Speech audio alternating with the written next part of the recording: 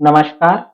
मराठा विद्या प्रसारक समाज संस्था द्वारा संचालित KRT arts, BH commerce and AM science अर्थात केटीएचएम कॉलेज नासिक, विभाग हिंदी, कक्षा MA द्वितीय वर्ष, सेमिस्टर चतुर्थ, जिसके अंतर्गत हम प्रश्न पत्र देख रहे हैं हिंदी भाषा का ऐतिहासिक विकास।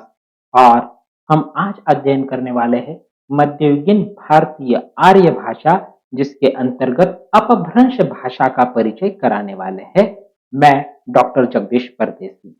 आइए मध्ययुगीन भारतीय आर्य भाषाएं देखते हैं। सर्वप्रथम हमने देखा कि जो भाषाओं का विकास क्रम है, वैदिक संस्कृत, लौकिक संस्कृत, पाली, प्राकृत, अपभ्रंश, यह क्रम से भाषाओं में परिवर्तन हुआ है। भाषा से एक भाषा से दूसरे भाषा में जो परिवर्तन होता है, उसके कुछ सामाजिक नियम होते हैं, कुछ बोलचाल का प्रभाव और कुछ जो व्यक्तियों के द्वारा प्रयुक्त होने वाली आसान भाषा का प्रचार प्रसार भी महत्वपूर्ण होता है। प्राचीन भारतीय आर्य भाषाओं के व्याकरणिक नियमों की जटिलता के कारण ही हमने देखा कि जन सामान्य प्रचलित भाषाओं को जनता ने स्वीकार किया या जनमानस में वह प्रभावित रही। इसीलिए हमने वैदिक संस्कृत, संस्कृत से आगे बढ़ते हुए पाली को देखा, पाली से आगे प्राकृत को समझा और प्राकृत से आज हम अपभ्रंश को देखने वाले हैं। अपभ्रंश का समय जो है छठी शती से 10वीं शती तक माना गया है। आइए हम इस अपभ्रंश के बारे में जानकारी प्राप्त करते हैं। अपभ्रंश का अर्थ है बिगड़ा हुआ। संस्कृत के वैयाकरणों ने संस्कृत के अतिरिक्त समस्त भाषाओं को अपभ्रष्ट कहा गया है, किंतु भारतीय इतिहास में अभिरोह की भाषा को अपभ्रंश कहा गया है। कतिपय विद्वानों ने प्राकृत के एक उपरूप के अंतर्गत अपभ्रंश को महत्व दिया है।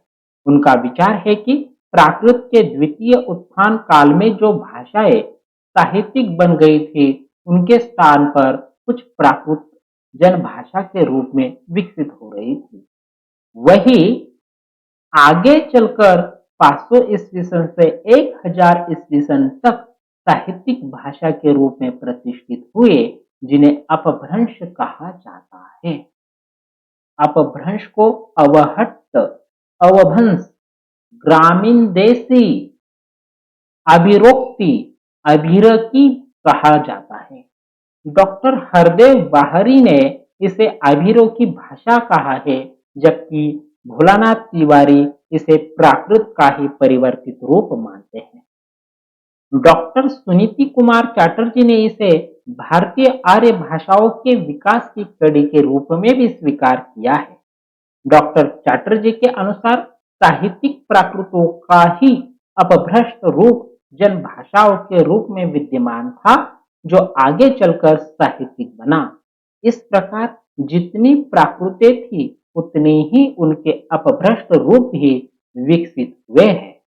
कुछ विद्वान अपभ्रंश अवहट्ट को विकास की दो स्थितियां मानते हुए अवहट्ट को आधुनिक भारतीय आर्य भाषा और मध्यकालीन भारतीय आर्य भाषा और मध्यकालीन भारतीय आर्य भाषाओं के बीच की कड़ी के रूप में भी स्वीकार करते हैं। अपभ्रंश के नामकरण के बारे में जानकारी। अपभ्रंश नाम सर्वप्रथम महर्षि पतंजलि द्वारा प्रयुक्त हुआ था। महाभाष्य में उन्होंने लिखा है, भूयासः पद शब्दा अल्पियासम शब्दा ऐक्यस्य ही शब्दस्य बह वो अपभ्रंशा तदर्था गौरत्यस्य शब्दस्य गावी गोनी गोता गोपोत्तलिके ते वादमयो अपभ्रंशा। अर्थात कालांतर में आचार्य भरत ने विभ्रष्ट कहकर 7 भाषाओं का उल्लेख अपभ्रंश के अंतर्गत किया है। भाषा के अर्थ में इसका प्रयोग चंद्र के प्राकृत लक्षण में भी हुआ है। भामह ने छठी शती में अपभ्रंश को संस्कृत प्राकृत के समान एक भाषा कहा है। संस्कृत प्राकृत चान्य दर्प अपभ्रंश इति त्रिधा। इसी प्रकार 5वीं शती तक अपभ्रंश का विकास भाषा के रूप में होने लगा था और छठी शती में अपभ्रंश का महत्व संस्कृत और प्राकृत के रूप में प्रतिष्ठित हो चुका था। अपभ्रंश के संदर्भ में उसे अभिरोकी भाषा कहा गया था, या कहने वालों का मत विचारणीय ही है। कुछ लोगों का मत है कि गुज्जर और आभीर जब तक भारतीय संस्कृति को स्वीकार नहीं कर रहे थे, तब तक उनकी भाषा को अपभ्रंश या अपभ्रष्ट कहा जाता था। कालांतर में राज सत्ता उनके हाथ में आने पर अपभ्रंश का महत्व बढ़ गया और वह भारतीय आर्य भाषा के रूप में प्रतिष्ठित हो गया तथा उसका प्रयोग विस्तार भी बढ़ गया। इस प्रकार अपभ्रंश का विकास पश्चिम से हुआ माना जाता है। राजशेखर ने भी इसे तक मारवाड़ और सौराष्ट्र की भाषा कहा हुआ है। हेमचंद्र और विश्वनाथ ने अपभ्रंश को प्राकृतों में गिना हुआ है। भरत ने 7 अपभ्रंशों का उल्लेख किया हुआ है। वह इस प्रकार से आधुनिक भारतीय भाषा वैज्ञानिकों में डॉक्टर याकोबी ने पूर्वी, पश्चिमी, दक्षिणी और उत्तरी 4 अपभ्रंश मानी है, जबकि डॉक्टर नामवर सिंह ने पूर्वी और पश्चिमी 2 भेद माने हुए हैं।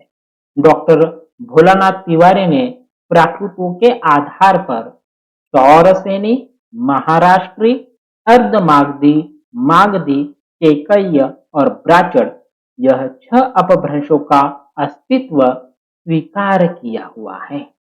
आइए इस अपभ्रंश भाषा की कुछ विशेषताएं हैं, उन्हें भी हम देखते हैं। अपभ्रंश भाषा की कुछ विशेषताएं इस प्रकार से बताई जाती है कि अपभ्रंश में प्राय वही ध्वनियां थी जो संस्कृत से चली आ रही थी तथा उनमें प्राकृतों तक के परिवर्तन तेजी से बढ़े हैं। इसलिए अपभ्रंश का झुकाव संस्कृत की अपेक्षा आधुनिक भारतीय आर्य भाषाओं की ओर अधिक है। स्वर के अनुनासिक रूपों का प्रयोग भी अपभ्रंश से प्रारंभ हो गया। बलात्मक स्वराधार अपभ्रंशों में विकसित होने लगा। अपभ्रंश उकार बहुला भाषा थी, जिसका प्रभाव कालांतर में ब्रज और अवधि पर भी पड़ा, जैसे एक, कारणु, अंगु, मुलु आदि। अपभ्रंश में अंतिम स्वर रस्व होने की प्रवृत्ति बढ़ गई, यथा गंबनी, गंबिनी, कीटक, कीड़, कीड़। इस प्रकार का वह जो शब्द का विकास है वह बढ़ता गया या परिवर्तन हमें दिखाई देता है। म का अपभ्रंश में व हो गया, यथा आमलक, आवल, कमल, कवल। व का बी, न का न, श का ख या छ हो गया। वचन में बन, पक्षी, पक्षी और पक्षी, यह परिवर्तन हमें दिखाई देते हैं। साथ में द, द, न, र के स्थान पर ला हो गया तथा प्रदीप का पलिप्त इस प्रकार माना गया है। कुछ विशेषताएं और बताई जाती है कि जिसमें लिंग, वचन और कारक विभक्तियां कम हो गई और नपुंसक लिंग भी समाप्त हो गया, ऐसा कहा जाता है। कारकों के रूप कम होकर संस्कृत के 24 रूपों के स्थान पर केवल 6 रूप रह गए थे। वचन 2 थे तथा कारक रूपों में कर्ता, कर्म, संबोधन, करण, अधिकरण और तीसरे संप्रदान में अपादान, संबंध इस प्रकार से केवल बने रहे थे।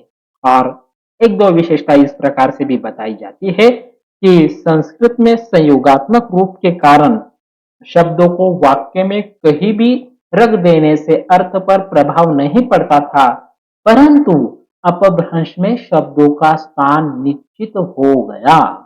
और अपभ्रंश में तद्भव और देश शब्दों की संख्या बहुत बढ़ गई। यह सबसे महत्वपूर्ण विशेषताओं के रूप में भी जाना जाता है कि देशज शब्दों ने अपना स्थान अपभ्रंश में अधिक बनाया या उनका प्रभाव हमें अधिकतर दिखाई देता है। इस प्रकार से अपभ्रंश के बारे में जानकारी प्राप्त होती है, उनकी यह विशेषताएं है और अपभ्रंश से ही आधुनिक आर्य भाषाओं का विकास माना गया है।